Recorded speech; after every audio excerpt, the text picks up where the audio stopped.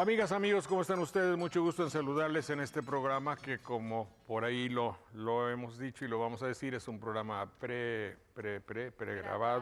Sí, ya lo hicimos la semana pasada. Presunto. Y es presuntamente grabado. Y esperamos que haya usted pasado su Semana Santa, Semana Mayor. Si es una persona que tiene devociones de carácter cristiano, que lo haya pasado con toda la propiedad del caso. Y si no, que está usted en todo su derecho, pues que le haya disfrutado muy bien sus vacaciones y que la mesura y la discreción en todos los ámbitos hagan que regrese usted con bien a su casa, ¿verdad? En este sábado, que según antes para nosotros es sábado de gloria, ahora ya dice que es sábado santo, ¿verdad? No, es sábado de gloria. No, porque ¿qué tú eres obispa? ¿Tú eres obispa? ¿Qué tú le pusiste la ley? ¿Ah? A ver, ¿qué es sábado de gloria o sábado santo? Están diciendo recientemente sábado santo. Anteriormente decíamos sábado de gloria. Pero se explica ahora porque dicen, es que no ha terminado el pesar todavía por la muerte de Jesús hasta el domingo, que es resurrección. Está bien. Bueno, pues eso está discusión. Pero muy bien, mi querida Paloma. Tienes hora muy... Para ti sí fue gloria in excelsis, ¿verdad? Danos, por favor, los teléfonos si eres tan gentil y vamos a comentar nosotros en un programa, o como harás en los programas dedicados a las dichosas palabras, todo eso ya preparados, ¿verdad? Bueno, el teléfono aquí en Jalapa es 840-7090 y la da sin costo 01800-2255-222. Pero ahora a título informativo, porque hoy ¿para qué va usted a llamar si no estamos aquí? Pues sí, estamos de vacaciones. Bueno, pero de todas maneras ya lo apuntó seguramente y para cuando regresemos, entonces ya nos llamarán. Entonces decidimos hacer en esta vez donde no haya más, no estamos, como dicen los burócratas veracruzanos, retroalimentados. Ay, híjole, retroalimentados. Imagínate, es una manera barroquísima de decirle la cosa, oye, háblame, ¿no? Pero si fuera explicado con literalidad, querría decir que te aplican un enema. Claro, sí. Por atrás, retro por atrás. Sí. Alimentado. Claro. Retroalimentado es alimentación. Sí. Por salva sea la parte. En buen sentido, sí. Donde la espalda pierde su casto nombre. ¿Verdad, Juanita? No es dicho? demasiada imaginación. No, claro.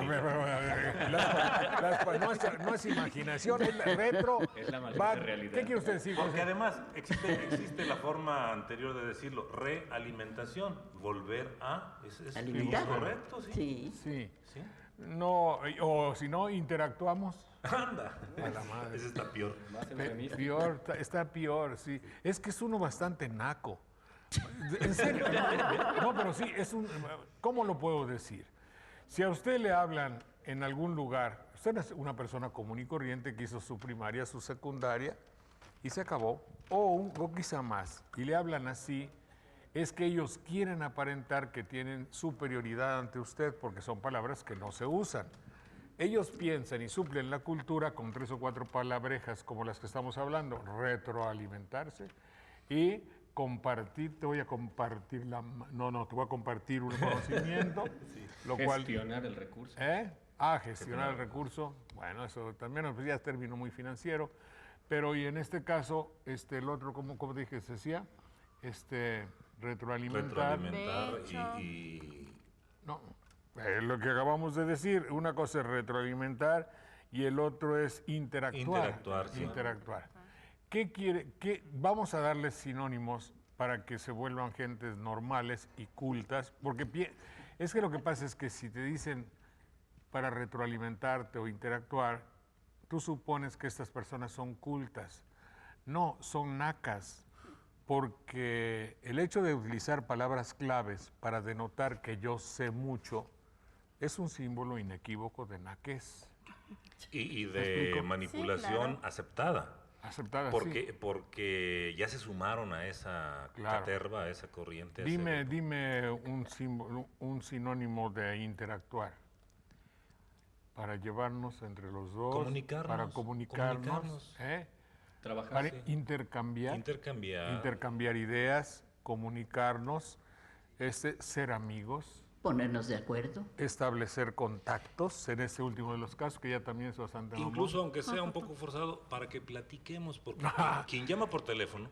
A platicar. Quien llama por teléfono y le contesta a alguien, aunque sea de la forma en que lo hacemos aquí, está platicando con nosotros. Pero claro. Sí, entonces, son palabras que parecen así muy comunes y simples, pero que son muy útiles y muy certeras. También sería el caso de correspondencia, ser correspondiente, que es en doble sentido. Sí, porque después están los funcionarios en su escritorio y le piden a la secretaria: a ver, Lupita, interconéctame con el licenciado, por favor. No, así. Comunícame, pásamelo. Dile al licenciado que le voy a hablar por teléfono. Llámale de mi parte. Pásamelo. Enlazar. Échale un grito.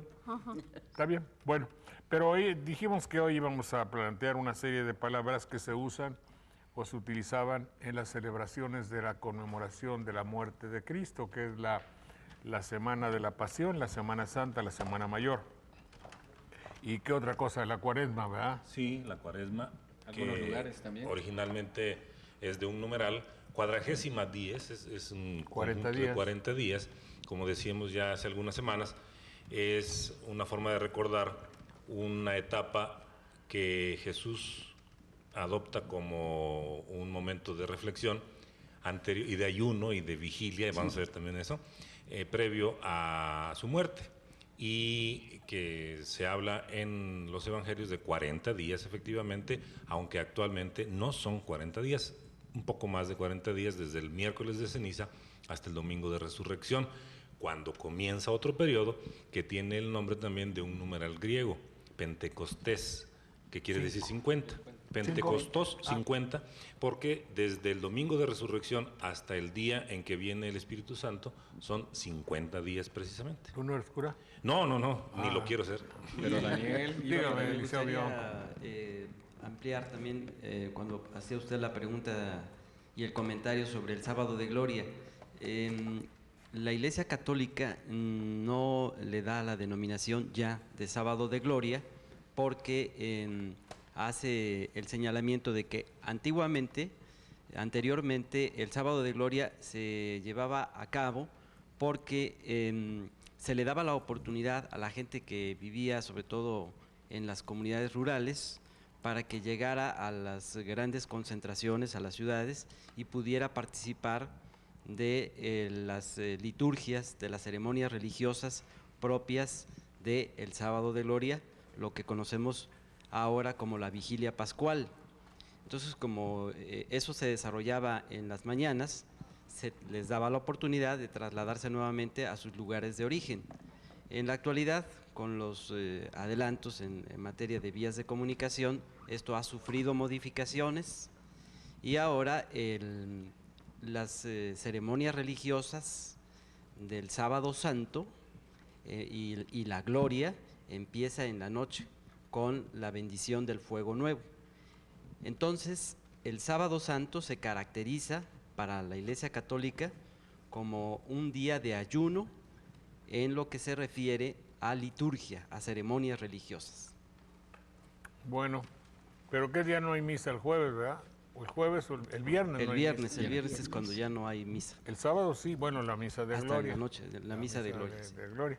Yo me acuerdo que cuando éramos niños, sí, por toda la iglesia pasaban correteándose unos a otros los chiquillos y grandes también, para darse unos buenos barazos, ¿verdad? ¿Cómo era eso? Pues era una especie de juego y tradición también, Sí. que pues los chiquitillos preguntaban y los papás les hacían esa consideración, pues que era una especie de alegría. También ocurría que sobre todo en los medios urbanos se dio en aquella cuestión de quemar los judas. También se convirtió en una tradición.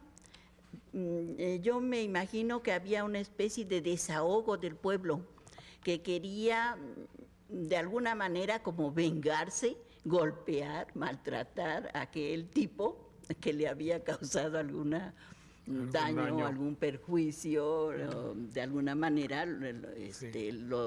estaban enojados con él y se vengaban. Era como un ciclo porque acuérdense que en Carnaval también se quema el mal humor o a Juan Carnaval, y es un personaje detestado en ese momento por la población. Sobre todo en la política, ¿verdad? Claro, sí. Ahí en la política y acá como símbolo del mal, ¿verdad? Sí. Quizá. Bueno, ayuno, ¿qué quiere decir? Son palabras que se usan en esta época. Yeyunus es un adjetivo que quiere decir el que no ha comido, simplemente el que está hambriento, el que deja de comer. Sí. Y en este caso se establece como un sacrificio para tratar de equipararse con el Salvador, Sí. con el personaje que es el Sí. principal en estas No, celebraciones. Pero es una determinación que cuando se trata de cosas eclesiásticas es el ayuno. Cuando es generalizado en un pueblo, vamos a pensar que hubiese un pueblo donde el 30 o 40% de la población no comiese, se llama hambre generalizada, ¿no? Sí, sí, sí. O hambruna. Ayuno Hambruna. permanente. Hambruna. Sí, Y sí. puede también haber una semihambre, lo cual quiere decir, vaya que en un país, por ejemplo, todos vivan y no se alimenten bien, primero porque no pueden, luego porque no saben, y luego porque no tienen dinero, y luego porque tienen que irse a Estados Unidos a trabajar, donde serán maltratados, a hacer los trabajos que ni los negros quieren hacer. En el pero fondo. pero es que yo me voy por otro lado. Sí, me voy ya. por otro lado. Pero aquí se quedan a una cantidad considerable de hambres que están en perpetua cuaresma. Para ellos todo el tiempo es cuaresma.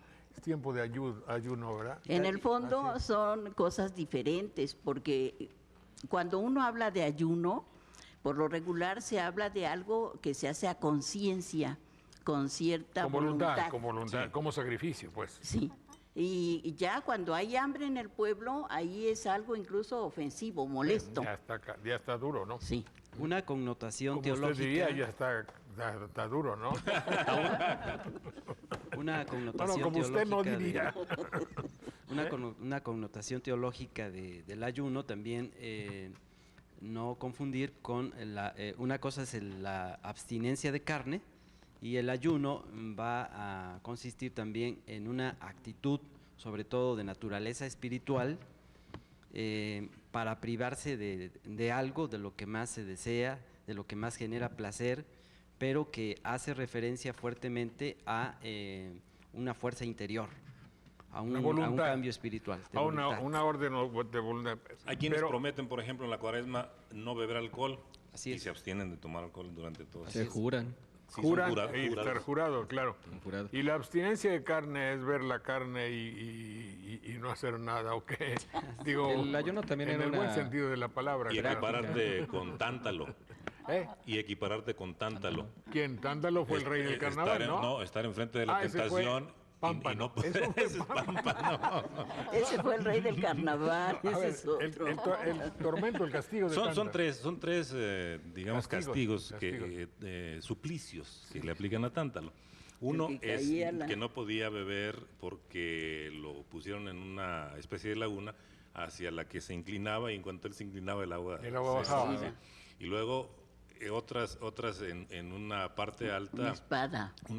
y tres tentaciones de las que no podía disfrutar supuestamente porque desobedeció a los dioses y había sido muy goloso y muy dado a la molicie. A la y, buena vida. Sí, y entonces dijeron, ahora como castigo te vamos a aplicar estos Sí, pero por suplicios. contrario, el ayuno para nosotros precisamente se toma como una parte buena, en el sentido que nos solidarizamos con el sufrimiento de alguien, en lugar de otras religiones y del pasado también, que lo veían como el castigo al exceso o el castigo a desobedecer a los dioses, porque otras religiones antes también tenían esos excesos dentro de su vida y eran permitidos dentro de su propia religión.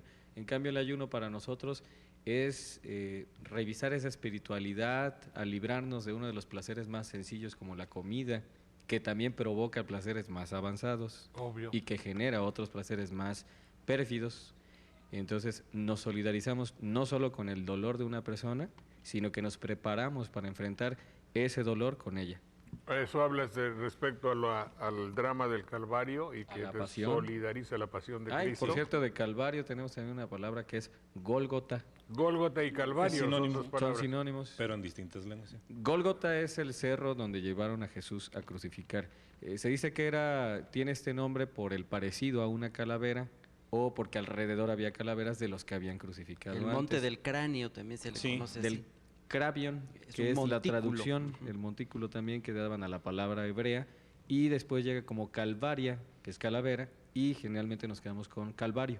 Y también tiene la palabra ayuno, tiene relación con el peregrinar, el largo peregrinar de el pueblo judío cuando experimentó el exilio, la diáspora.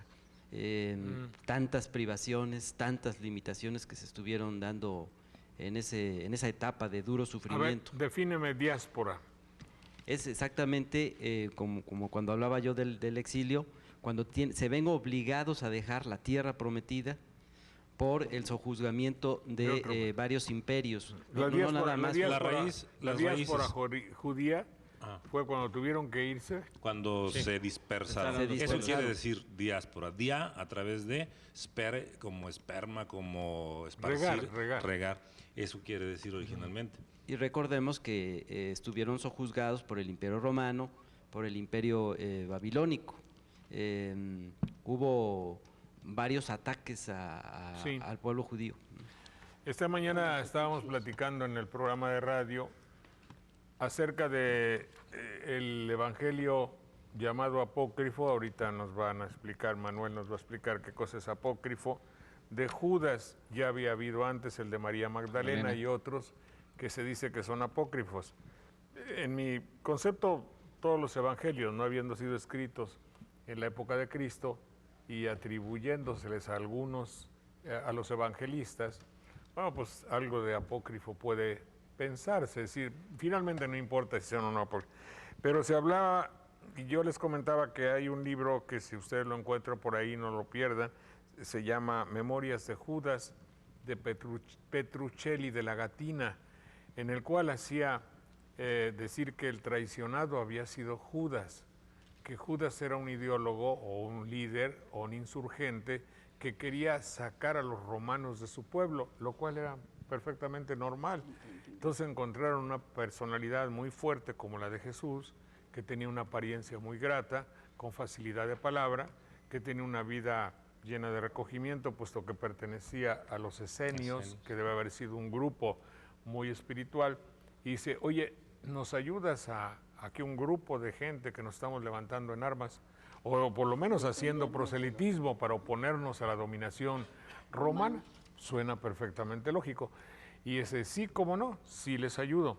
Mira, te vamos a arreglar unos milagros, para que haciendo milagros y con las promesas que tú hagas, los tomamos desde el punto de vista religioso y empieza nuestra liberación. Pero el problema es que Cristo se la creyó. No es extraño esto, y digan, ay, ¿cómo va a ser? Porque todos los que tienen poder o andan en campaña se la creen. Digo, es humano, ¿no? Es humano.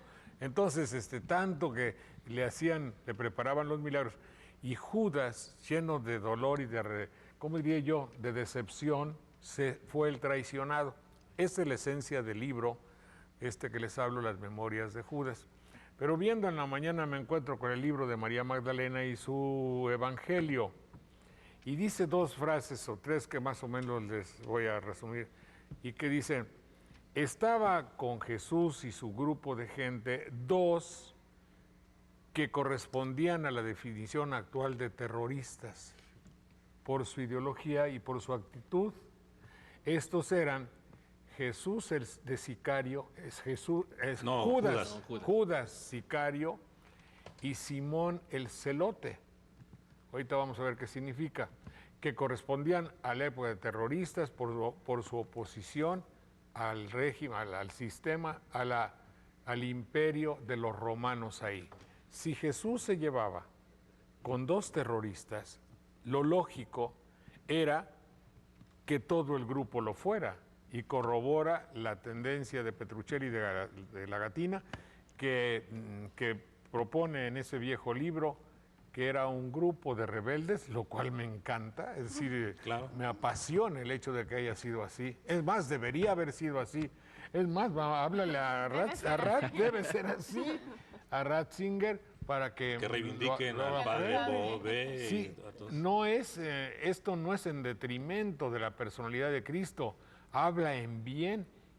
Si hipotéticamente hijo de Dios o no hijo de Dios, ya el solo hecho de haberse juntado con un grupo de rebeldes para liberar a su país, pues ya merece otro aplauso. Y un detalle que habla de la cercanía de esos evangelios, tanto el de María, así le llaman nada más María, sin decir Magdalena. el Magdalena y el de Judas, es que están escritos en copto los dos. Sí, Es un idioma egipcio, no muy antiguo, por cierto, pero tienen muchas semejanzas incluso en la caligrafía, lo cual habla de cercanía entre los autores.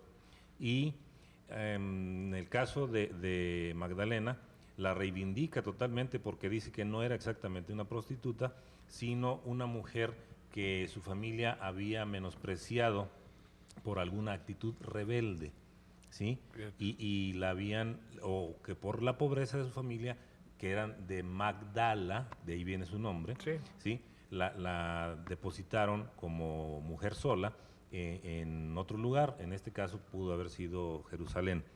Y se plantean asuntos tan interesantes como esos que acabas de mencionar, y la relación amorosa, no necesariamente espiritual, Carnal. y tampoco necesariamente carnal, entre Jesús y Magdalena. Hay una investigadora estadounidense que dice, cuando habla de besarla, incluso si hablara de besar en la boca, como él estaba con la idea de que era hijo de Dios, en algunas corrientes religiosas orientales existe la costumbre de transmitirse no solo afecto, sino saber, espiritualidad y muchos otros... Con un beso en la boca. Con besos. Con besos y en la boca. Sí, claro. Y no debemos olvidar también que al interior de las principales autoridades del pueblo hebreo, del pueblo judío en esos momentos, por ejemplo, estoy pensando concretamente del Sanedrín, había tendencias conservadoras, había tendencias liberales. Los saduceos y los esenios representaban tendencias radicales. Había un anhelo de gran parte del pueblo por recibir al Mesías libertador, el que liberara de la opresión, del yugo a su pueblo. Y por eso también entre sus seguidores de Jesús, entre sus discípulos inmediatos, se tenía esa idea prevaleciente de que Jesús encabezaría un movimiento radical. Pero ahí sí se ha desobedecido totalmente a Jesús, porque Jesús, inclusive con Poncio Pilatos y con el Sanedrín y los sacerdotes, mostró una evidente lejanía. ¿Sí? Nunca se sabe que Jesús haya estado comiendo con Pilatos o que haya sido invitado a un banquete con el Sanedrín. Ahí los católicos que tienen el poder, la Iglesia Católica Apostólica Romana, Boitiliana y Ratzingiana, falla, porque Jesús nunca anduvo con los poderosos. Jesús no iba a sus recepciones. Jesús fue a las bodas de Caná, pero no era un político ni un hombre de Estado, ni mucho menos. Era simplemente comerciantes riquillos, debo suponer. Porque delimitaba también, Jesús delimitaba muy bien sus funciones. No, pues acuérdate de la aguja y el camello. Y luego cuando sostiene el diálogo con Poncio Pilato, a una pregunta expresa de Poncio Pilato de, dicen que eres rey, y entonces la contestación de Jesús es, sí lo soy, pero mi reino no es de este mundo. Si mi reino fuera de este mundo, ten la seguridad de que ya estarían en estos momentos el ejército de ángeles y arcángeles para liberarme. Ya te hubiéramos roto toda la estructura de tu gobierno. Apócrifo. Apócrifo quiere decir oculto. Originalmente, apó quiere decir lejos o distancia. Criptos es cerrado. Y de ahí viene apócrifo. De la misma raíz que criptógamas y que cripta. Criptógrafo. Todo eso. Entonces quiere decir oculto.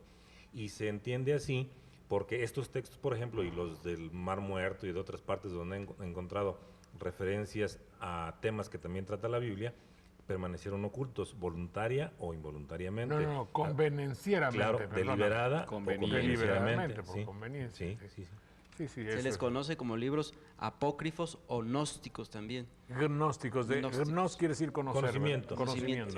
Y los gnósticos se identifican porque tienen una relación muy estrecha con el conocimiento trascendental, sobre todo. Un experto en los libros apócrifos, pues, amigo de usted, don Jorge, don Ernesto de la Peña. Ernesto de la Peña. Ah, ¿cómo no? Sí, Ernesto de la Peña, también Manuel Jiménez. El padre Manuel Jiménez, Manuel cierto. Jiménez, sí, sí, sí. Bueno, volvemos en un minuto, por favor.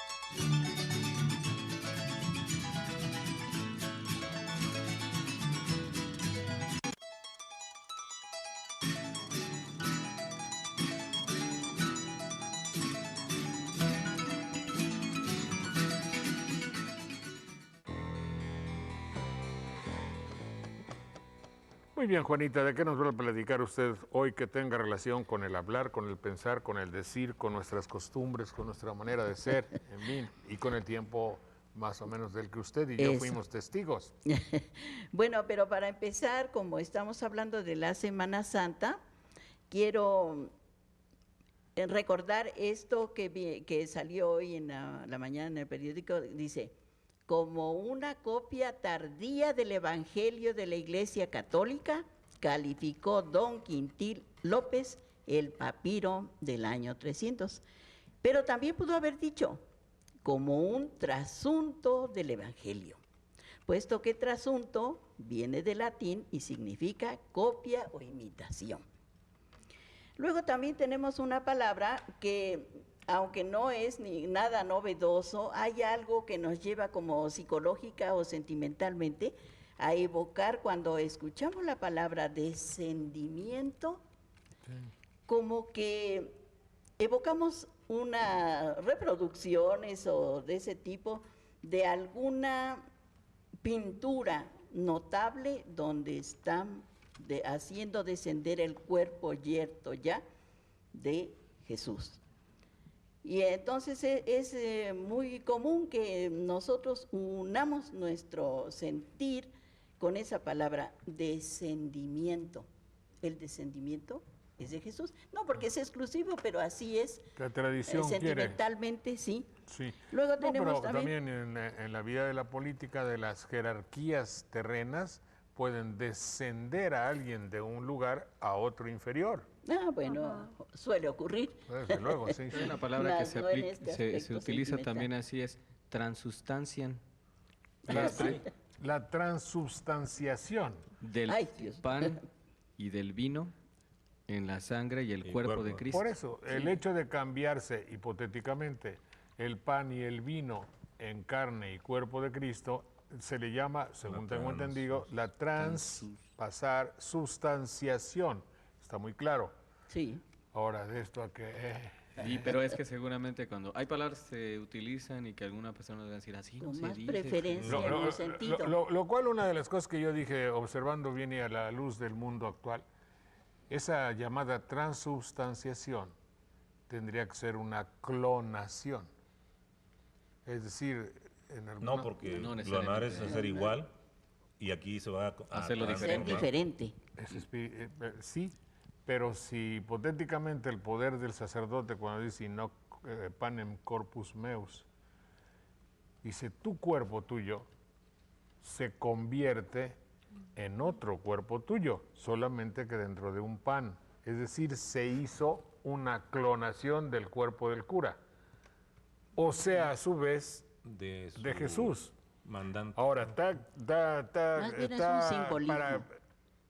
No, perdóneme, no, simbolismo no, porque si no lo cree usted se condena. Ajá, simbolismo Juanita. nomás si usted si quisiera. Simbolismo porque Simbolismo, lo simbolismo. lo no. admito desde el momento que yo voy Sí, y estoy intentando poner mi espíritu de alguna manera que cuando me va a dar el sacerdote la hostia, mi sentimiento ya ha cambiado. por eso, pero de una u otra forma, a lo que yo me refiero estrictamente es que si la esencia del representante de Jesús, sea el sacerdote, se tiene que pasar a un pan de una manera real como él lo pretende, ese pan debe tener los mismos clones, digamos, las mismas características de las moleculares o celulares de aquel que le dio una orden de decir, este pan ahora ya no es pan, que es El cuerpo de mi Cristo. cuerpo. mi carne. Pero casi estás diciendo entonces que un hombre crea a un Dios. Obvio, obvio. Cuidado. Pero Lo aparte también- crea un Dios. Sí, el hombre crea a Dios y crea una clonación porque se vuelve ahí. Ahora, si tú vas y comulgas y lo crees, para ti esa clonación existe. Esa clonación, sí capto la idea suya, don Jorge. Estoy pensando de cuando la Iglesia Católica en el momento de la consagración hace mención de que es en el Jueves Santo, en la Última Cena, cuando se instituye la Eucaristía y hay palabras de Jesús como esta de hagan esto en conmemoración mía. Entonces, la explicación sobre esa clonación sería que en el momento en que el sacerdote que tiene sus manos consagradas y formado para la vida de Dios, repite aquella fórmula que dijo Jesús, en esos momentos estaría ocurriendo eso. Esa es la pretensión. Sí, Eso es lo que yo debo creer. sí, así capto la idea suya. Yo debo creerlo. Ahora, en todo esto, evidentemente usted se preguntará, ¿dónde está la razón o lo razonable? No tiene nada que ver. Es fe. No, porque aquí es fe. No, nada que ver. Y es dogma. Es nomás fe. Dices, oye, pero no es razonable. No, es que no tiene que ser razonable. Evidentemente no tiene que ser razonable. Pero si no se apega a las leyes de la razón, pues obviamente, entonces no es verdad. No, tampoco. No tiene que ver que es verdad. Está en una dimensión extraña donde la palabra razón y verdad no tienen nada que ver. Existen algunos intentos, por ejemplo, Tomás de Aquino, Santo Tomás de Aquino expresaba que la razón debería estar supeditada a la fe. Lo cual es una aberración. Eso no puede- Deja de ser una frase célebre para convertirse en una aberración. Pero también en alguna ocasión uno de mis alumnos me comentó y me dice, oiga maestro, entonces si nosotros creemos y estamos en una Eucaristía, nos convertimos en antropófagos. Obvio. Digo, si tú lo quieres entender de esa manera, sí, pero el simbolismo, la parte de la fe, de la religión que tú estás generando por ese ritual, por ese evento, es muy diferente Es que- al acto de comer carne Es que humana. no es un ritual, No, es un ritual, acto de fe. es un acto de fe, en el cual la fe no necesita lógica. Claro, no, son dos O dimensiones. tiene su propia lógica en todo caso. Sí, tiene sus propias razones que la razón no entiende, obviamente. Bueno, adelante. Bueno, Juanita, tú Pascua, Juanita. sí. Pascua de Resurrección se va a celebrar. Es el paso de la tierra al cielo de Jesús.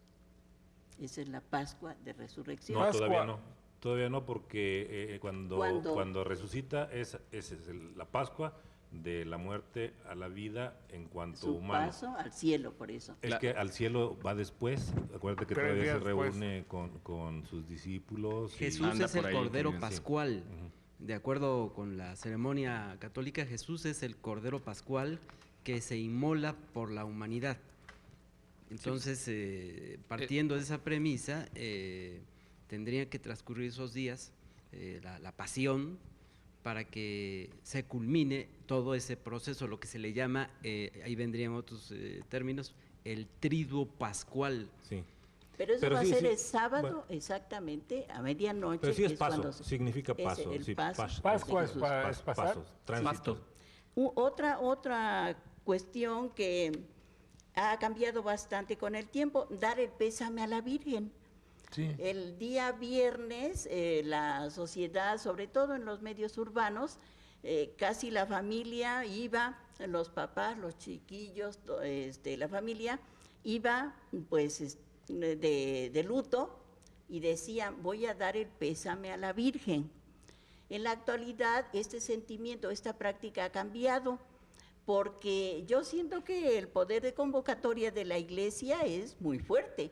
Y ahora se Pero ha hace... decrecido. Bueno, yo cuando lo veo o me doy cuenta de ese poder de convocatoria en esas grandes multitudes que van en la marcha del silencio, ya no me cabe duda. No, pero en realidad sí, evidentemente que el poder de convocatoria del nombre de Jesús es muy grande. Sí. Y pero en nombre de Jesús también hay otras religiones, otras sectas, religiones iguales a la católica, parecidas, inspiradas por la misma motivación, que están reconociendo en el mundo un auge extraordinario. Cristianos, Pare de Sufrir, hermano Dimas, La Luz del Mundo. La Luz del Mundo, todo eso tiene que ver y tiene Los una Santos de relación, los y Últimos están Días. inspirados en el fanatismo que ha creado la figura de Cristo. Y están aprovechando la televisión, curiosamente. Les han comprado. Eso. No, eso es lo que usted cree. La televisión está utilizando a Dándonos ellos, para su finalidad y tener la televisión el largo sueño acariciado de ser la dominadora total de los pueblos. Digo Bueno, yo. a mí me parece que la misa de gallo, que es la primera festividad, Sí. es algo muy bonito. No, claro. Muy interesante. y No, muy en realidad hay cosas importante. Todas hermosas. las fiestas son Usted oye bonitas. a un predicador, sea el que sea, y a veces tienen cosas extraordinarias y bellísimas de las cuales uno gusta porque son mensajes de espiritualidad. Es decir, que dentro de eso ellos la aprovechen como una medida de bifurcación o esparcimiento, para esparcir su fanatismo, es otro del cual viven, ¿no? Eso puede Pero decirse. más vale que no lo piense en ese momento y así disfruto más. No, está bien, está bien. Y le llaman Misa del Gallo por la hora en que se celebra, igual que la de Año Nuevo, que es a medianoche, Medianoche. porque en España decían que los gallos cantan. A la medianoche. Pero que se Y ha es ido un modificando evento. ¿Qué también. culpa tiene el gallo? Pobrecito. Se ha ido Se ha ido modificando. modificando la misa de gallo. ¿Ahora qué hora Hay es? ¿A las reformas. 12? Ahora Sí. se ha adelantado para que precisamente las familias puedan llegar a cenar. convivir y Sí. cenar en sus casas. Sí se ha ido cambiando. Es que hay cambios extraordinarios. El otro día fui al centro comercial de Veracruz, que es un centro muy grande. Usted encuentra todas las tiendas más connotadas del neoliberalismo actual. Y tuve la ocurrencia de ir un domingo en la mañana. Yo me hacía así en los ojos, digo, estaré viendo bien.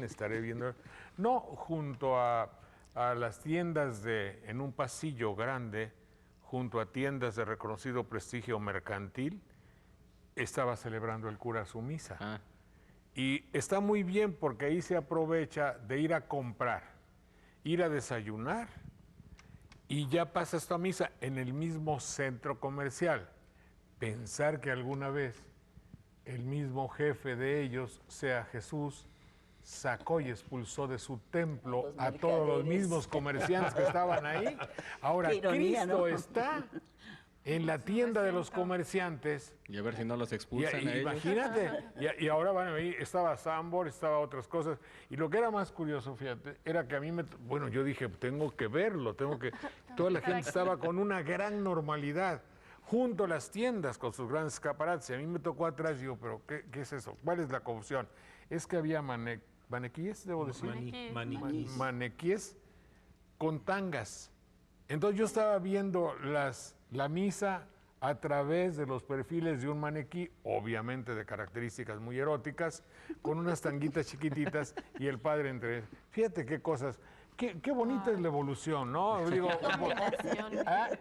lo que les digo es estrictamente cierto. Sí, ¿eh? sí, sí. Al rato va a ser el gerente de la tienda y les Ahora, va a tirar el templete. Sirva esto de idea para que se organice una hermosa, el señor Liceo Quintín, Liceo, con mucho gusto, para organizar una misa en el nuevo centro comercial jalapeño, que quedaría muy bien por la amplitud, por la magnificencia y extraordinaria. Se llama, creo, Centro de la Norteamérica. ¿Cómo se llama? ¿Cómo se llama? World Trade Center. World Trade No, Center. aquí. Plaza Ya, de América. Plaza. Plaza América. Plaza América. Bueno, Volvemos en un minuto, adelante. Bueno.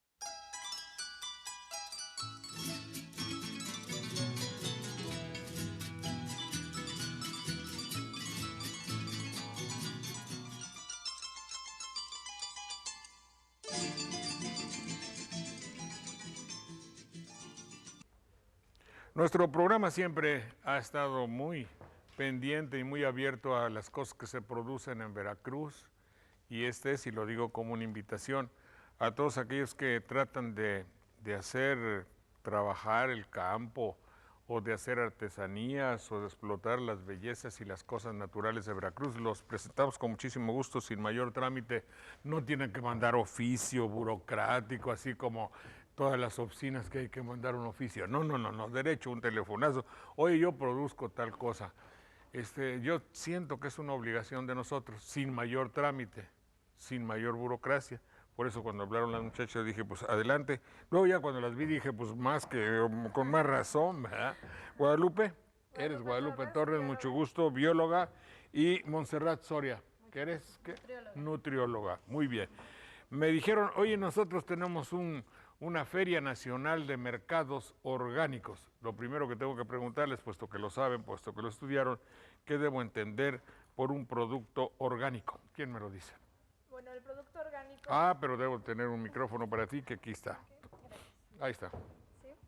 Bueno, la tendencia y la finalidad de tener un mercado orgánico... No, dime qué es lo orgánico en comida. Lo orgánico es un producto hecho sin fertilizantes, ni fertilizantes químicos, ni nada por el estilo que pueda dañar la salud de la persona que lo consume. ¿Con abonos naturales? Se pueden hacer abonos naturales o sin necesidad de... Como lo del campo. Exacto. Como lo del campo. Eso es un producto orgánico. Sí. Ahora, hay alguien que vigile que así sea, porque si tú le pones producto orgánico y entonces químico todo, pues entonces no resulta. Sí, la idea es formar en un mercado orgánico un comité que se encargue y que sepa, que esté capacitado para saber elegir un producto que vaya a entrar a ese mercado. No cualquiera puede entrar a comercializar. Tiene que examinarse, sí. Se le puede hacer examen a un producto orgánico para ver si en realidad lo es. Exacto. O si hay vestigio. Ya están volviendo los opilotes a banderilla, fíjate, resulta poético. No, lo que me contaban era que cuando las golondrinas vuelvan a Capistrano, esa es una canción muy bella y muy antigua, por eso digo cuando los opilotes vuelvan a banderilla. Resulta que durante unos 30 o 40 años desaparecieron los opilotes, que era un panorama de la infancia. Era muy, muy bello. Bueno, convivíamos con los opilotes. Después llegó el DDT y dicen que se sembraban los campos o se echaba DDT, las vacas comían, o los animales comían el pasto, los opilotes, se morían las vacas, los opilotes se comían esa carne de los animales muertos, y entonces los opilotes desaparecieron. Y ya finalmente están volviendo. Bueno, debo decir que tampoco hay muchas vacas, pero en fin. Pero eso es un poco la cadena, todo lo orgánico que nos perjudica. Por eso, bienvenidos. Y su congreso y sus ventas de cosas orgánicas, ¿cómo las organizamos, Montserrat? Bueno, la feria inicia el 21 de abril y 22 en la ciudad de Coatepec, y tenemos pues varios eventos, conferencias acerca de la producción de alimentos orgánicos y la participación de otros mercados orgánicos del estado y del país.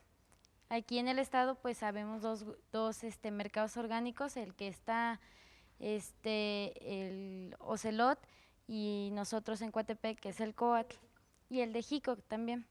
Son 3 mercados orgánicos en Veracruz. Y ahí cuidan desde luego que todo lo que se venda, ¿verdad?, sea producido sin abonos y sin química ni nada. Claro. ¿Allá qué tienen? ¿Mieles? Miel. Esa es miel. Bueno, hay miel de cítrico, que se cosecha en Papantla o en la zona donde se da el cítrico. Miel multiflor, que se cosecha en la región, zonas templadas. Tiene néctar cuando florece el café, la caña, un poco de naranjo por aquí. Estas son velas que están hechas de cera pura, estampada.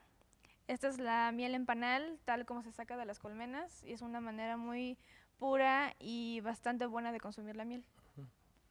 Porque verduras. Sí, es una col producida orgánicamente de un compañero de Teocelo, igual que la fresa. Estos son quesos, carne incluso, donde la vaca... ¿Qué quiere decir carne orgánica? Bueno, desde que la vaca o la res, como se llame, consume el pasto o todo lo que se le dé tiene que ser orgánico, el terreno donde pasó. Es de Poza Rica. Exacto. Está Sí, bien. sí, sí. Luego hay aquí una mermelada, ¿qué? ¿Qué cosa es? Artesano. Este es una investigación que hicimos un grupo de nutriólogas y que ganó un concurso. Tiene propiedades preventivas y también ayuda en ciertas enfermedades, pues principalmente del aparato respiratorio. Vitamina A, vitamina B1, niacina, Niacina. ácido fólico, calcio, fósforo, vitamina C, hierro. Exactamente. Y Sí. es como mermelada. ¿O cómo Sí, decías pero que se era? toma en forma de té. Ajá. Tiene la consistencia de mermelada, pero se toma en forma de té y tiene muchas propiedades para la salud. Bueno, aquí quesos de diferentes Quesos. maneras. Aquí hay cosas de costura. Eso no es orgánico, ¿verdad? No, No, pero no. Es- lo que nos llama la atención para que se venda en el mercado es todo está hecho a mano, es artesanal. Artesanía. Aquí tienen panes, ¿verdad? Este es pan, ajá, ese es de manzana. También orgánico. Frijol incluso también. Eso está muy bien. Granola. Mamón. No, digo, así se llamaba antes en la tierra. No me estoy haciendo referencia ni estoy hablando de cosas de política. Esto es, así era, para que ustedes sepan lo que todo el día andan con esa palabra en la boca. Bueno, sepan que esto es originalmente lo que era ¿qué? Un mamón. Sí, desde luego, es este. Pero los otros son otros, ¿no? Bueno, como este cuate es un que mole. habló ayer en televisión, y es que es perfectamente igual a esto, fíjate. Es un pan aquel. Entonces le puede decir, en vez de decir como sinónimo, va a decir, es un pan, y ya sabes a qué se está refiriendo. Es mole, Ese es un mole. mole orgánico. y esto es Granola. granola orgánica. Pues todas las granolas son orgánicas. No. No, No, ¿verdad? no precisamente. Son Y eso, galletas galletitas son- de café. No, hombre. Y estas, Es un grupo que se llama Nuestras Manos. ándale. Pues ya se olvidaron del asunto. Las artesanías, obviamente, de café. de Ya la marchó, región. fíjate. ¿eh? Sí, no hay Está bueno, problema. está bueno. Bueno, pues mucho gusto. Entonces nos vemos cuando ustedes gusten, esta es su casa. Y entonces, primera Feria Nacional de Mercados Orgánicos, Coatepec 2006, 21 y 22 de abril, bajos del Palacio Municipal. Se inaugura el 17, inauguración 17 horas del día 21 de abril. Sí, Allá les voy a dar una vuelta. Conferencias, músicas y todo.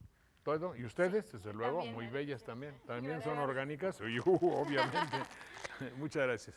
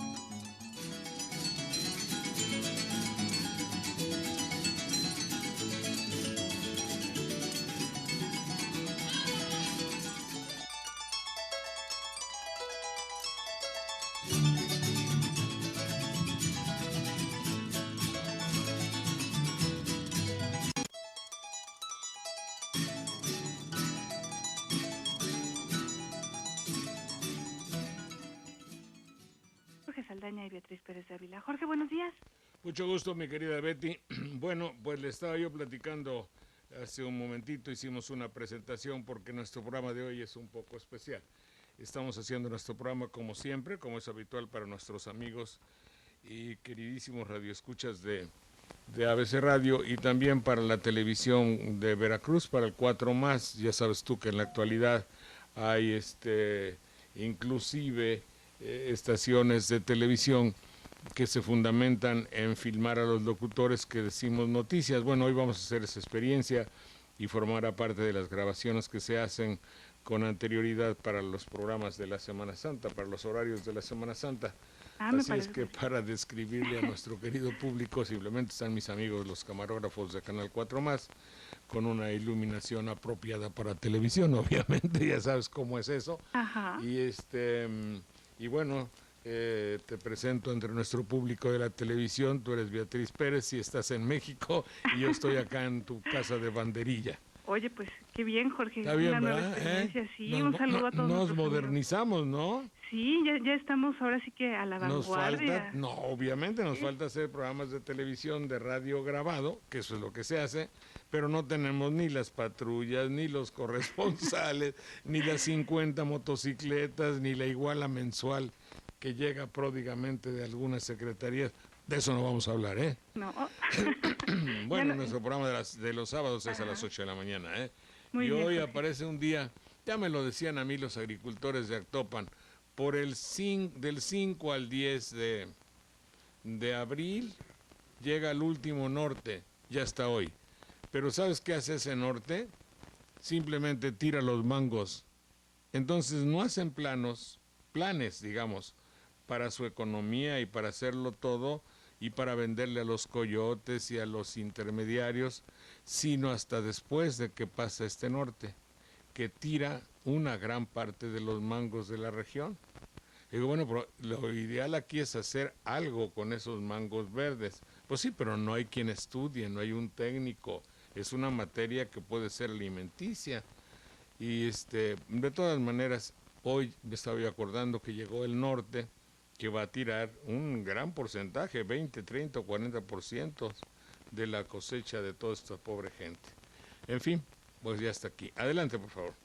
Jorge, pues hoy, ¿qué podemos decir de noticias? Pues el Senado de Estados Unidos, pues ahora sí que fracasó en este intento de aprobar un proyecto de ley sobre la reforma migratoria.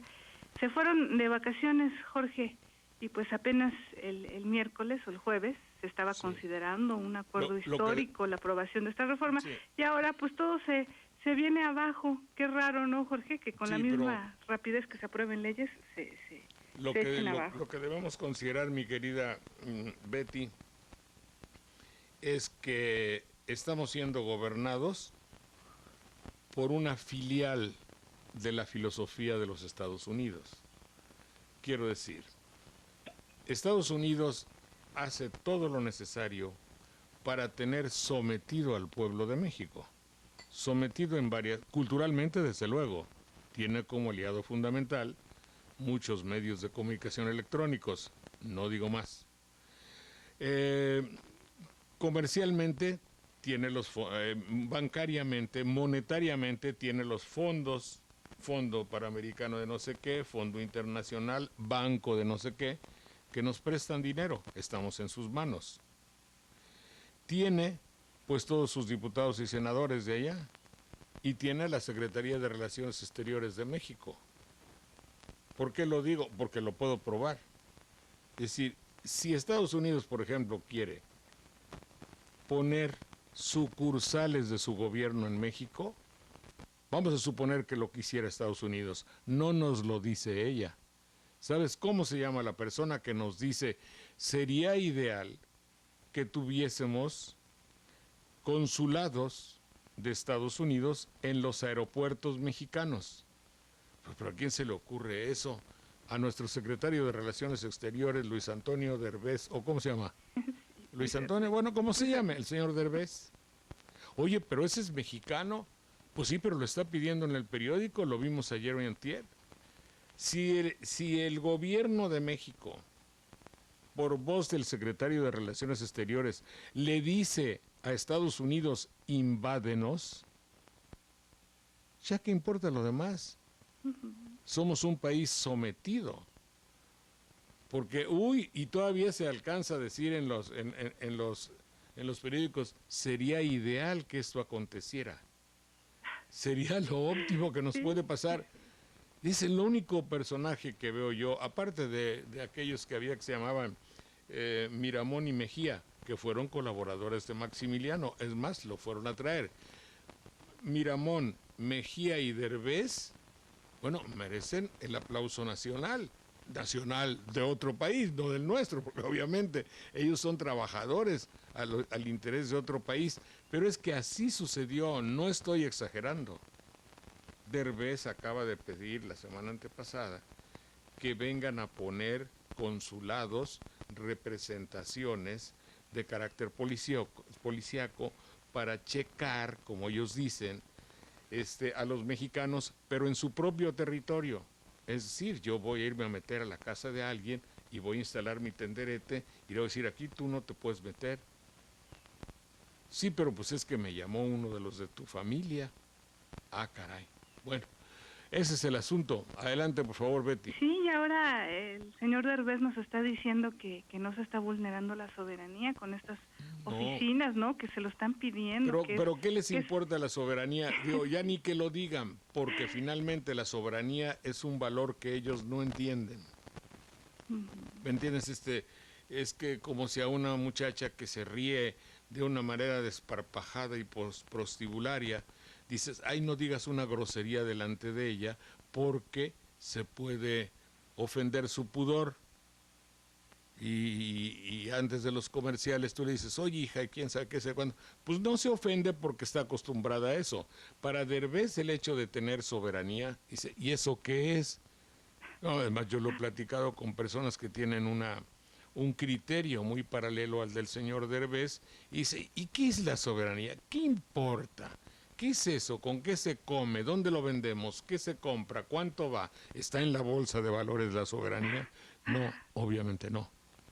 Ese es el régimen que nos ha heredado ese espiritual hombre de religión católica que se llama Vicente Fox. Hay que decirlo. Sí.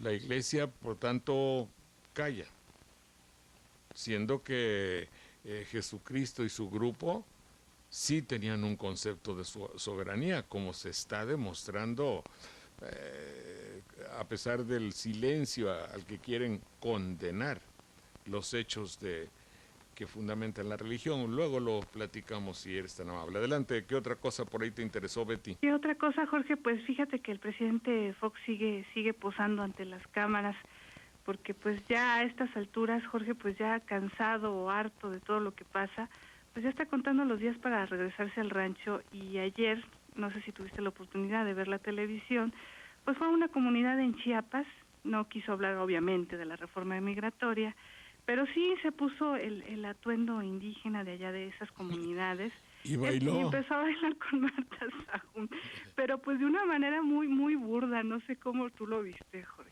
Bueno, en el concepto general y nacional de cantando por un sueño y después bailando por un sueño, en realidad el presidente Fox no hace más que seguir el script que le ha confeccionado Televisa.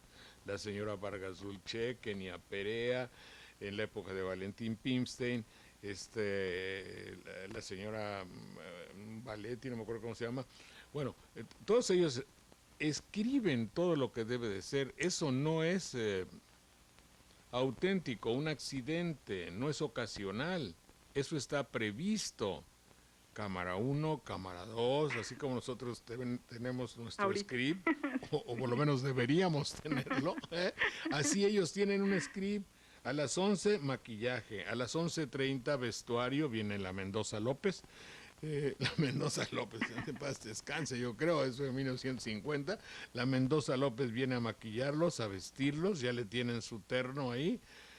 Bien preparado, desde luego, nuevo, de la señora y el señor, lo ponen, checan iluminación, checan maquillaje, el audio para ver cómo va a salir. Los indígenas a esos no los maquillan, obvio, esos se van así y ponen a los monos. En el léxico de la televisión es poner los monos. En mi época, ponme este mono aquí, así sea el Papa, es el mono 1, el mono 2, el presidente de la República es un mono. Para los efectos de la cámara, los ponen y todo, Q, que quiere decir yo creo adelante o métele o échale, y ese Q y empieza la musiquita y los filman. Es una grabación de una escena de telenovela como lo que estamos haciendo ahora, para intercalar en otro programa. Eso es lo que hace el señor presidente. Ahora, ¿qué es lo que quiere la televisión? Hacer un concepto de que al son que le tocan baila, creo que había un dicho, al son que le tocan baila. Lo que la televisión le dice, eso es lo que hace el señor presidente y todo el país. Y si la televisión tiene como un valor extraordinario el cantar por un sueño, y Calderón canta, y si tiene como valor el bailar para que todos estén contentos, para que no haya dolor, para que, como decía Gamboa, hágame el favor, no, espérate, con otra voz, hágame el favor de ser felices. Claro, tú eres feliz porque el concepto de tu perdón, ¿qué estaría yo pensando? De tu felicidad es que comas, que tengas tele, bocho y changarro. Y un taco. Le faltó al señor presidente la palabra taco. Sí, todos los elementos necesarios para ser un naco feliz. Ni una sola de estas cosas tiene que ver ni con el pensamiento, ni con la superación, ni con lo espiritual, ni con la poesía, ni con la cultura, ni con nada. Es decir, satisfácelo como echarle de comer a mis gallinas, que no piensan, y estas todavía tienen cierto pensamiento, pero para la televisión y el gobierno se necesita que usted tenga tele, bocho, changarro y taco. Y párele. Y mientras, para divertirnos, está la televisión.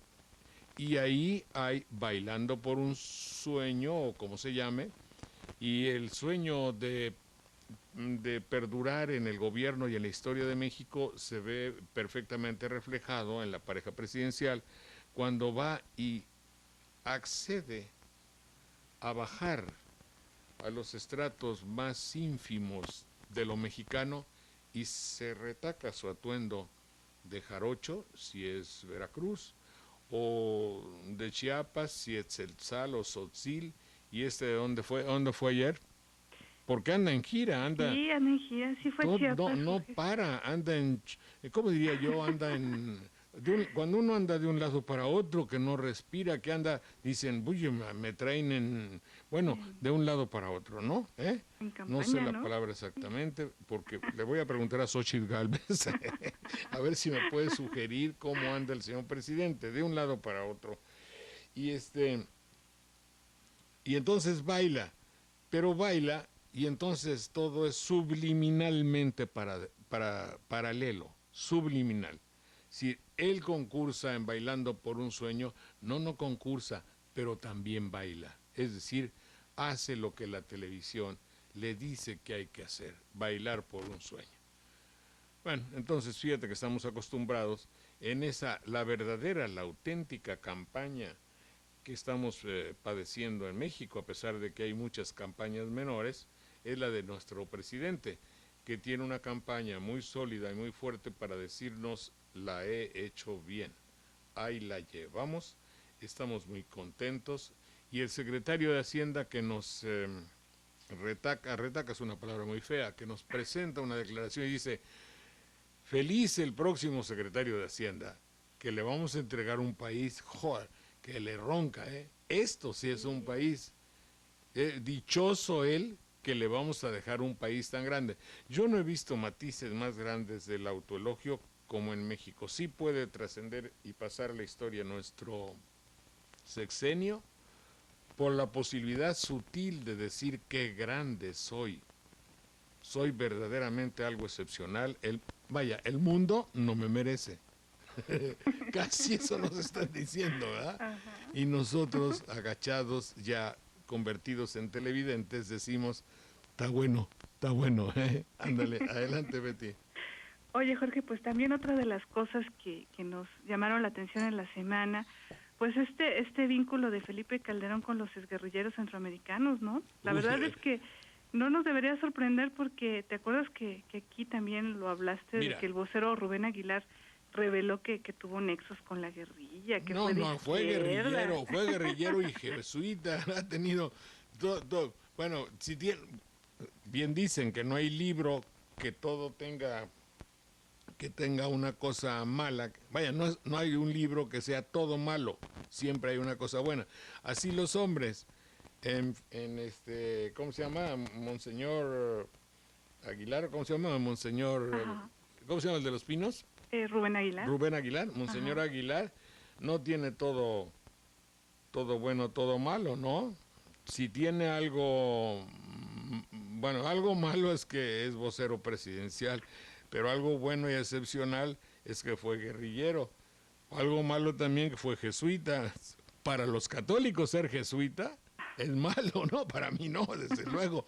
Pero los jesuitas, tanto así que ha desaparecido la denominación, secta o mafia o como se llame, de los jesuitas, ¿verdad? La orden, perdón, hombre, perdón por mi falta de léxico eclesiástico.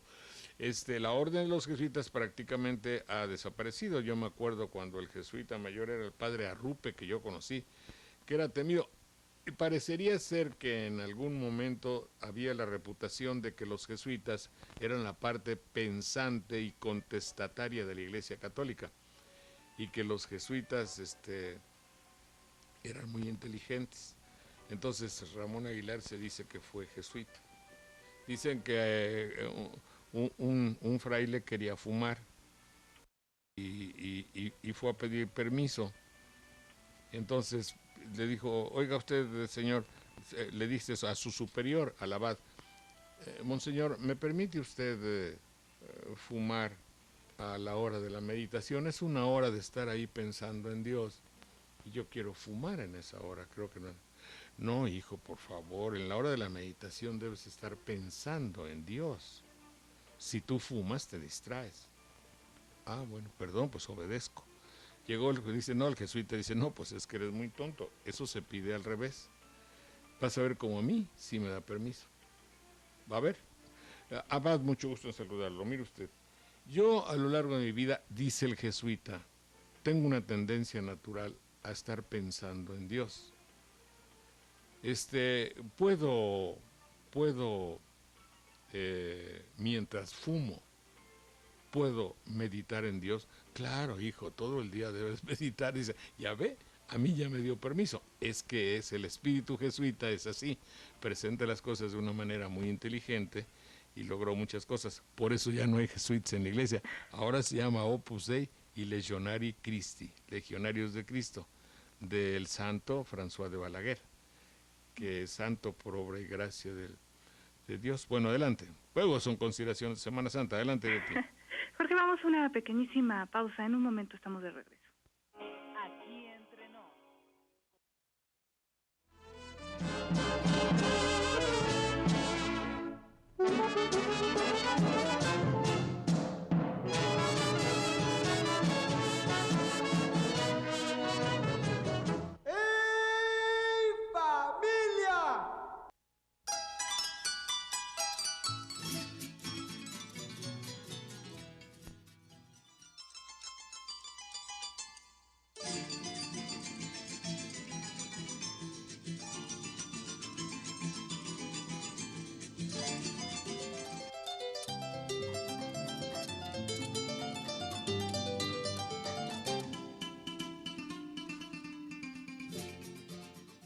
Estamos de regreso en este espacio. Tenemos muchas llamadas del auditorio. Jorge, la señora Ángela Rodríguez de Cuernavaca, Morelos. Saludos, lo escuchamos a diario. Dice, ¿por qué, dice Andrés Manuel López Obrador, se está dejando llevar y se enoja con las encuestas publicadas? Dice, al enojarse le está dando la razón a Felipe Calderón. Dice, ¿en qué año se pusieron tan de moda las encuestas, señor Saldaña? Bueno, se pusieron de moda las encuestas cuando perdió poder el PRI. Y me voy a explicar. Antes era necesario que el presidente de la República lo ponía, se dice, que era un representante del ejército, y el presidente de la República se llamaba y se les comunicaba. Es muy célebre aquella vez cuando se nombró a alguien y dijo el presidente, las auscultaciones necesarias han hecho, y un general dije, perdóneme señor presidente. Yo creo que estaban de acuerdo. Antes de que usted haga la denominación de la persona que según la auscultación va a ser nuestro presidente, quiero decirle a usted que las Fuerzas Armadas de este país se han pronunciado por fulano de tal. No sé si era Ruiz Cortines o uno de los que seguían. Y ahí mismo al designado, al que iba a ser, Martínez Banatú, al que iba a ser designado le dio un ataque cardíaco. ¿Me entiendes? Pero eso era una denominación allá. Pasó el tiempo y vieron que eso ya se había gastado, ese sistema de que al próximo presidente lo ponía el presidente, y entonces los empresarios, la iglesia, la televisión, los bancos, todos pidieron, bueno, perdón, me faltaba un principal, el sindicalismo. A todos ellos les consultaban, de ahí que ¿cómo se llamaba? ¿Cómo se llamaba el viejo sindicalista de México? ¿Cuál de todos, José? El que se murió, el tradicional, el patrono Fidel Velázquez, que don Fidel Velázquez dijo, el que se mueve y haga mucho, bueno, el que se mueve no sale en la foto, como risa. Es decir, en esa época era lo contrario de hoy. Todos estaban callados, pero lambisconeando al presidente de la República, igual que hoy también. Se dice que muchas veces un secretario de Gobernación le amarraba el calzado al presidente, en fin, imagínate tú, el secretario de Gobernación amarrándole los zapatos al presidente, y fue evidentemente designado por él, no me acuerdo, vas a creer quién era, pero en fin. Entonces todo se hacía ahí, ahora ya no, ahora los tiempos han cambiado y todo ha evolucionado, entonces se busca las encuestas. Las encuestas es la negación de la democracia. Es decir, si en una democracia tú sabes de antemano el resultado de la democracia en el hipotético y remoto caso de que fuera real todas las votaciones, pero ¿qué vas a encuestar? Por ejemplo, aquí en Jalapa, que el PRD dio láminas, que se clavó el dinero que estaba hecho para la campaña, que hubo un arreglo entre el gobernador y los del PRD, y luego llegas a contar los votos, y esa es la democracia. Para que haya una democracia verdadera y las encuestas sean reales, se necesitaría que hubiese un principio cultural evolucionado de democracia, que en México no lo hay. No lo hay si en el mismo Instituto Federal Electoral hay lagunas, que hay enormes bolsas donde falta una cosa, el pudor, palabra que debo explicar qué significa, es decir, tener un poco de cara y de vergüenza. Porque si un delegado, un director del Instituto Federal Electoral gana $24,000, pero por mes, hablo en dólares porque mucha gente ya sabe aquí cuánto vale $1 por el dinero que tienen que mandarle a sus parientes que están en Estados Unidos, que aquí están porque no tienen que comer, porque no tienen hambre, porque no tienen trabajo, porque el gobierno no les da, porque están ocupados en hacer trinquete. ¿Quieres que te repita? Otra vez. Bueno, entonces, $24,000 gana ahí. Se dan un bono de marcha de millones, como sucedió en el Estado de México. Y se voltean para el otro lado por toda la serie de trinquetes que hay, porque ¿cómo va a estar un instituto federal de la elección cuando ese instituto sabe que quien va finalmente a elegir es la voluntad de la televisión? ¿Por qué la voluntad de la televisión? Porque si las encuestas dependen de la misma televisión y los encuestadores están en la nómina de la televisión, obviamente van a obedecer al patrón de la televisión. Y luego dice, si el señor presidente se jacta diciéndole al mundo, antes estaban bien fregados, no había democracia. A hoy sí. ¿Por qué él sí dice a hoy? A hoy sí hay. Bueno, ese es el asunto, mi querida Betty. Y pues entonces no puede ser tan normal las cosas como se pretende. Adelante. Nos llama Saúl Cruz de la delegación Benito Juárez. Dice, después del abucheo que recibió Felipe Calderón en la Universidad Iberoamericana, dice, nos queda claro que los estudiantes de comunicación están a tiempo de exigirle a Fox que no publique la ley de radio y televisión, señor Saldaña, porque ante la escasez de presupuesto que tendrán muchas radiodifusoras, obviamente ya no se contratará más personal, mejor que se dediquen a otra cosa esos miles de estudiantes que ahora, dice, están embutalizados, como usted dice, con ese espacio 2006 de Televisa. Bueno, estos congresos que hay justamente para adecuar, para conformar los líderes del mañana, los líderes del mecanismo televisivo del mañana, es decir, agarrar, que es la palabra, de agarrar con garras a 30,000, me parece que son 30 o 40,000 jóvenes. Jóvenes que son jóvenes con iniciativa. En la gente hay muchas personas que tienen unas ciertas características. Yo tengo mi cuarto de hora en que no doy una, y ahí también se es joven, y se es joven normal, y se es joven con iniciativa.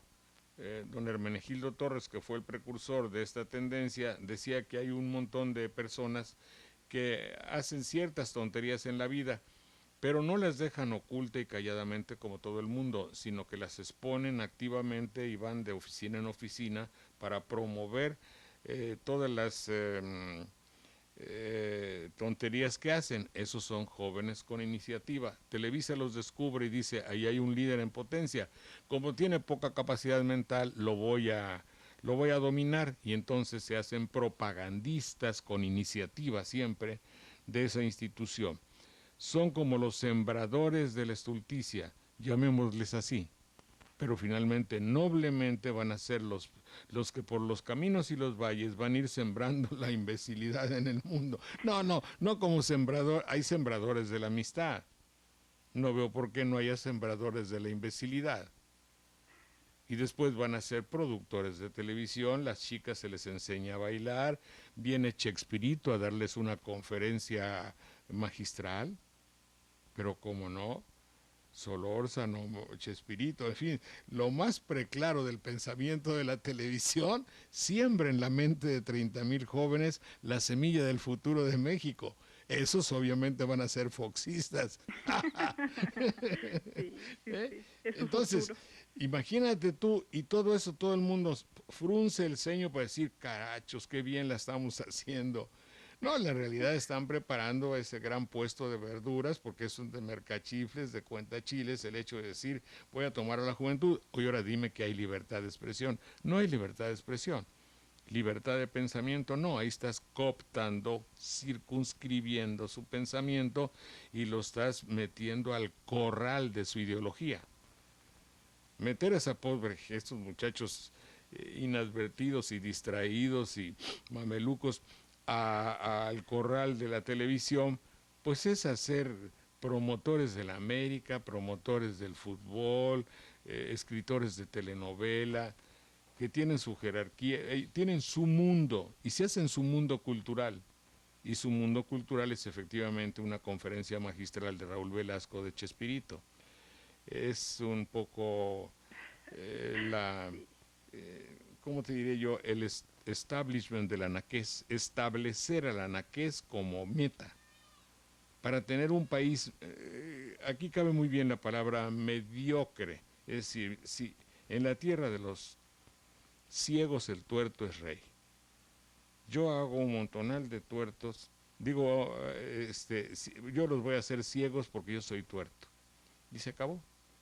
Y hoy hablar a de los directivos, entonces, pero muy bien jerarquizados, porque los directivos, los que dirigen la evolución del gobierno nacional, son evidentemente la gente que ha hecho televisión. Ramón Muñoz y otros que están por ahí han salido de las filas de la televisión. La televisión ha cobrado un lugar preponderante en el gobierno y en la rectoría de nuestro país. Adelante, Betty. Nos llama la señora Esther Torres, señor Saldaña. Quiero felicitarlo por su criterio tan sólido. Gracias. Dice ella que oyendo todas las estaciones de radio y televisión están en campaña constante en contra de Andrés Manuel López Obrador. ¿Cómo se nota que hay muchos locutores que son limosneros del gobierno, señor Saldaña? La realidad es que tampoco nosotros tenemos mucha posibilidad de acción. Es lógico que tenemos que estar, bueno, tenemos es una manera de decir, pues yo cuando joven también tuve que trabajar en instituciones que compraban en paquetes, y tú te voy a dar trabajo, pero tú tienes que colaborar ideológicamente conmigo, y si no te corro, y yo fui testigo muchas veces de ese si no te vas, o vete redondamente, o ya terminó tu ciclo. Ya les digo que hay diferentes maneras de decirlo. ¿Qué crees? No tiene rating en tu programa, vete. Entonces, eso pasa. Por eso he tenido la fortuna de encontrar la posibilidad de poder decir más o menos las tonterías que pienso, y pues tengo satisfacciones muy buenas. Por ejemplo, el hecho de que una señora diga que le gusta lo que yo digo. Claro, estoy muy desocupado los días 15 y los días 30, no tengo nada que hacer. Sí, si ustedes quieren oye, ¿qué va a ser el día 15? Nada. Oye, el día 30, tampoco nada. Bueno, adelante, por favor. Bueno, eso me da una ventaja, fíjate. El que no me descuenten el maldito 10% los sindicatos como trabajador eventual. Porque cuando yo era trabajador eventual, el edificio que veas de un sindicato lo hice yo. Imagínate 30 años de que te descuenten el 10% de tu salario por honorarios, ¿eh? No séptimo día, ¿eh? Bueno, adelante. Nos llama el señor José Romano de Tláhuac. Saludos, felicitaciones. Gracias. Dice, el asunto de que Andrés Manuel mencione a cada momento la palabra chachalacas, refiriéndose ya sea a Salinas o a Fox, dice, según nos están diciendo, ha empezado a provocar que el dólar empiece a tener deslices hacia arriba. Ayer se cotizó en más de 11 pesos. ¿No será, señor Saldaña, la realidad de que tanto Francisco Gil Díaz como Santiago Krill, dueños de Isosa, se estén convirtiendo en los dos nuevos hombres que formarán parte de la lista de Forbes? No, yo no creo. Bueno, sí, todos, ya desde luego el Pedro Aspe y otro secretario. El único secretario de Hacienda, no me acuerdo cómo se llamaba aquel secretario de Hacienda, que siempre ha sido muy modesto, que vive y da conferencias, luego me voy a acordar. Yo lo que pienso es que, bueno, ser secretario de Hacienda hay que ver al servicio de qué filosofía están. Porque un secretario de Hacienda tiene mucho que ver, por ejemplo. Y el ejemplo de haber nombrado las finanzas del país, es decir, la filosofía de las finanzas del país no es de Fox. Más está emparentada con Miguel de la Madrid, que sí es nombrable. No que obedezcan a Miguel de la Madrid, pero que siguen los lineamientos de la filosofía de la madridista. Entonces, ahora cuando también el secretario de Hacienda dice, qué suerte del que viene porque le vamos a dejar un país a todo dar, pues sí, pero ¿para quién? Es la pregunta. Fíjate que ayer estuve platicando un poquito acerca del hecho de haber encontrado el evangelio, un evangelio de Judas. Y eso dio pie, y te digo porque algunas personas, 2 o 3, no me acuerdo, me dijeron, oye, qué interesante está eso de Judas, a ver qué encontraste. Pero ya aumenté mi aportación, como dicen los intelectuales de esto. Entonces se encuentran un evangelio de Judas, ya hay un evangelio de María Magdalena, y hay evangelios apócrifos para la Iglesia Católica, tan apócrifo quiere decir que no se le conoce autor. Ahorita voy a ver en el diccionario aquel de allá, Grijalvo, en ese, qué quiere decir apócrifo, pero debo entender que no se le conoce un autor.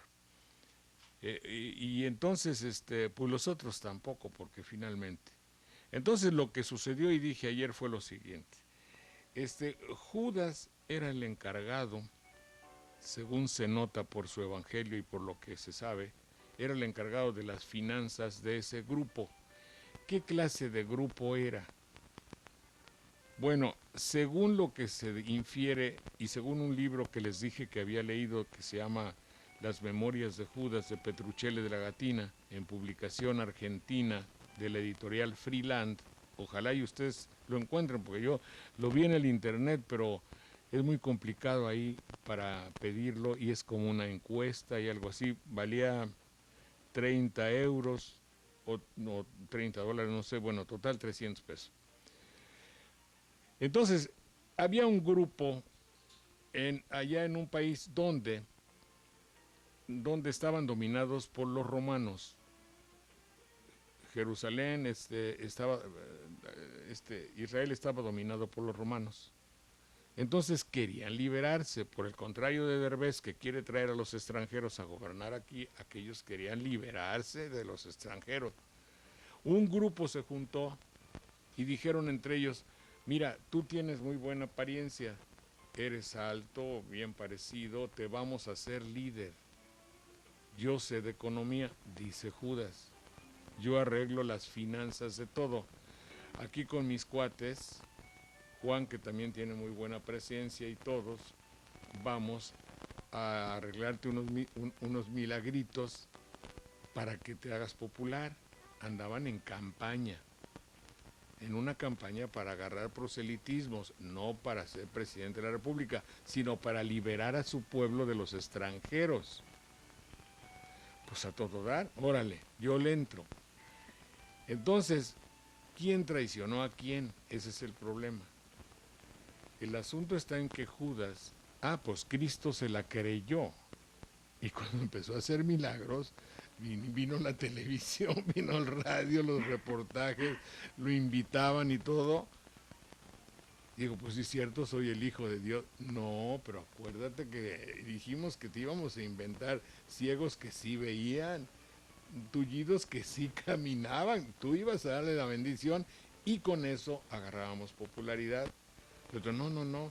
Yo soy verdaderamente, yo cuando estudié con los esenios, que era una secta que a él le gustaba lo espiritual, efectivamente, pero estaba muy lejos de ser el Hijo de Dios y bueno, todo lo que fuera. El que se sintió traicionado fue Judas. Esa es la tesis del libro de Petruccelli de la Gatina que se llama Memorias de Judas. Ahora que estaba yo viendo todo eso, en el libro, dos personajes, dije ayer, tienen una labor muy preponderante en la vida de Cristo, María Magdalena y Judas. María Magdalena, porque ¿qué hacía una mujer dedicada a la prostitución entre ellos? Es que no era prostituta. La iglesia, para los fines de su propaganda, la hizo prostituta. En realidad era una mujer, como hay muchas mujeres que tienen una ideología de oposición, y que estaba enamorada de Cristo, ningún problema en que fuera, quería libertar a su pueblo y al mismo tiempo amaba al cuate aquel que era el líder que habían prefabricado, güey. Pero la esencia de todo era un grupo rebelde que iba a luchar por expulsar a los romanos de Israel.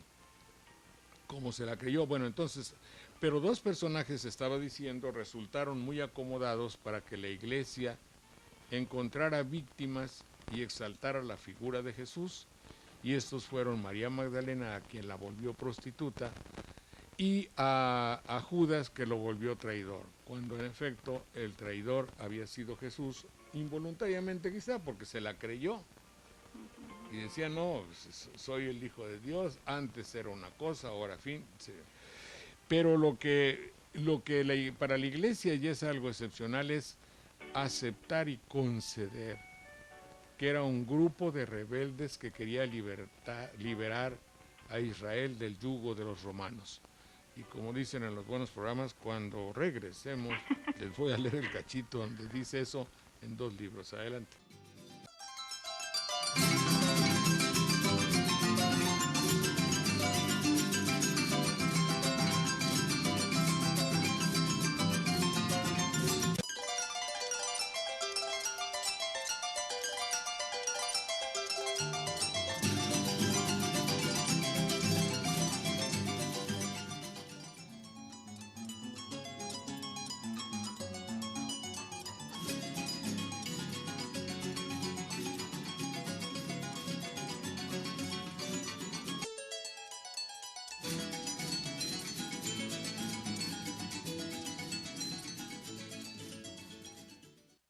Estamos de regreso en este espacio. Adelante, Jorge. Bueno, aquí en el libro que tengo por ahí de Paul Johnson, Historia del Cristianismo, se sugiere que el grupo hay un cierto indicio en el sentido de que la traición de Judas pudo haber sido motivada no tanto por la codicia. Esto de la codicia fue una calumnia apostólica fácil, pero poco convincente. Es decir, no es factible que por 30 denarios, monedas, dólares o euros haya ido a decir, y si además lo podían encontrar, a Cristo se había hecho la onda de que lo odiaban todos, los romanos, los judíos, los mismos, entre mucha de la gente de la calle, no lo querían, no lo aceptaban. Bueno, una calumnia apostólica de la Iglesia que por la impresión y el temor súbito de que podría estar siguiendo a un enemigo de la religión, entonces lo hicieron así únicamente los judíos para decir, bueno, pues esta clase de gentuza que se vende por 30 pesos o lo que haya sido en aquella época. Bueno, habla en este otro libro de María de Magdalena de una manera muy clara para constatar del Impingnet de María Magdalena, la diosa prohibida del cristianismo. Entonces habíamos quedado, o por lo que les estaba diciendo, que hay un autor cuyo libro perdí y que se llama Petruccelli de la Gatina, que escribió en Memorias de Judas, escribió. Él dice, era un grupo de rebeldes que quería dar la libertad a Israel. Y en este libro de María Magdalena, fíjense lo que dice aquí. Es probable que hayan tenido grandes reservas sobre la sacerdotisa extranjera que no cesaban de contrariarlos sobre Magdalena, o bien que Jesús haya ejercido otro tipo de autoridad sobre sus discípulos. Si esto lo creían el legítimo Mesías, no tendrían objeción en consentir sus caprichos personales, es decir, que se llevara con Magdalena, lo que no implica que dejaran de refunfuñar entre ellos, es decir, como que veían raro ellos, porque eran machistas evidentemente, que una mujer estuviese en su grupo, o si tenía por poder político, militar, real o potencial. Sin duda eso los habría impresionado. Después de todo, eso es lo interesante, su círculo inmediato de discípulos, el grupo, incluía a Judas Iscariote o Judas Sicari, de ahí el nombre sicario, un criminal. También estaba Simón el Celote, miembros ambos de lo que hoy llamaríamos grupos terroristas. ¿Cómo? Sí, Judas Iscariote y Simón, Pedro, yo no sé si sea Pedro el Celote, ahí sí lo dudo, Simón el Celote, miembros de lo que hoy llamaríamos grupos terroristas, aunque ellos se dirían luchadores por la libertad contra la ocupación romana. Pero tal vez fuera otra la razón de que los hombres del séquito de Jesús maltrataran a Magdalena. Este libro trata de Magdalena, pero de paso está diciendo que sí era un grupo de hombres de esencia política, porque el hecho de reunirse en un grupo para liberar a su pueblo del dominio extranjero, eso es de carácter político, insurgente, revolucionario, como lo quieran. Entonces eso es lo muy bello, que quizá el Evangelio de Judas pueda definitivamente clarificar sobre la verdad que existió en esa época, ¿verdad? Bueno, entonces sigo leyendo más así, pero tal vez otra fue la razón que los hombres del séquito de Jesús maltrataran a Magdalena, aun si ésta vivió en Egipto, donde se sabe que el Bautista y Jesús vivieron varios años. Quizá no proceda de ahí, durante mucho tiempo hubo una Magdalena en Etiopía, una remota fortaleza en la cima de una colina del sur del país. Es que habla de que Magdalena era el amor verdadero de Cristo y fue la personificación de ese amor, y eso es lo que trata de decir Limpingnet sobre el Santo Grial se llama, y que era el vaso en el que tomó y que después por acercamiento espiritual se le llamaba así a la misma María Magdalena, y es una leyenda hermosísima, leyenda o verdad o no verdad o interpretación, es muy bello, pero para el efecto de lo que hablábamos un poco del grupo de Cristo y sus discípulos o apóstoles, se sabe pues que hay la idea de que era un grupo de esencia y de carácter político, y como en México actualmente estamos inmersos en la política, quizá por esto pueda resultar de mucho interés. Adelante, Betty. Jorge, nos llama el señor Julio Lara de Córdoba, saludos, lo felicito por su inteligencia y valor, señor. Gracias, señor. Dice, ojalá que pudiera comentar algo de la contaminación de los ríos y las playas de Veracruz. Pero inmediatamente, yo obedezco y usted ordena. Aquí tengo algo que se llama el programa de aquí de Veracruz, el Canal 4 Más Tierra Nuestra, que pasa los sábados a las 19 horas. Usted lo puede ver por internet si le pica RTV bueno, www.rtv.org. RTV quiere decir Radio Televisión de Veracruz.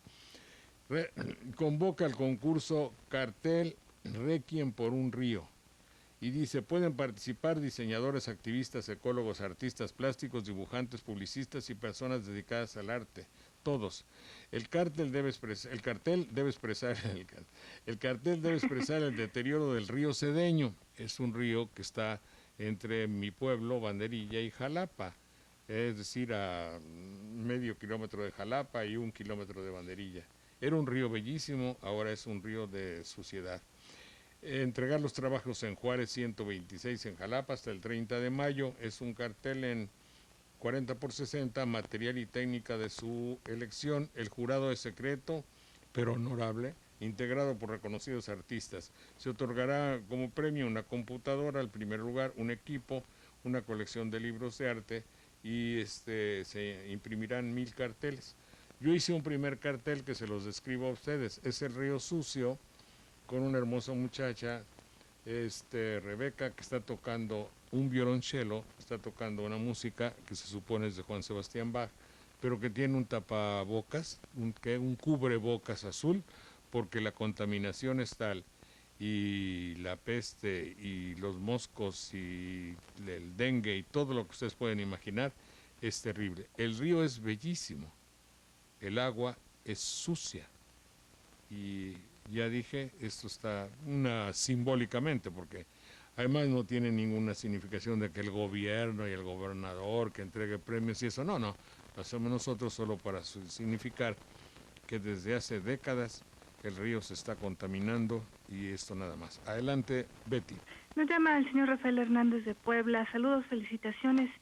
Dice, ¿cómo es posible que podamos confiar en las encuestas? Dice, ¿de veras podemos creer que cuando le preguntan a una persona por quién votará, está seguro de su decisión? Y aún votando, dice, ¿de veras todos sabemos siempre qué es lo que nos conviene? Bueno, mira, hay una institución que te dice, si usted quiere triunfar en el amor, quiere tener dinero, quiere cambiar su vida y ser una persona bella, guapa, esbelta, con dinero y todo, compre la cruz de 7 metales. Me dice, pues no sé, ahorita. Dice, y ahora pasemos a un programa. Y aquí está, encuestas, Mitoski Televisa, Mitoski Televisa. Y te dice, la realidad es que va arriba Felipe Calderón con 1000 votos adelante o 1000 números. El mismo que me vendió la cruz de 7 metales para mi felicidad, me está diciendo los mandamientos de la democracia mexicana. ¿A cuál le creo? ¿Al que me recomienda hablar con Madame Mazur para arreglar mi vida? ¿Al que con un ungüento mágico me va a bajar 10 kilos? ¿Al que me vende la cruz de 7 metales y con una baraja de tarot arregla mi vida? ¿A quién le creo? Ah, no, pues es que no son dos, es la misma institución la que rige el destino democrático por medio de encuestas y la que me vende placer por una mujer a las 2 de la mañana, que yo le puedo llamar y tener satisfacción sexual con ella, es la misma empresa de Televisa Mitoski. Sí. Entonces, pero por favor, o vende placer, suerte y cruz de 7 metales, o se dedica, pero para el gobierno de México tiene que ser la misma institución. No puede ser regido bajo el mismo patrón. Patrón en el sentido norma, ¿verdad? O patrón en el sentido físico. Por el mismo patrón en el buen sentido y en el malo. Es el mismo.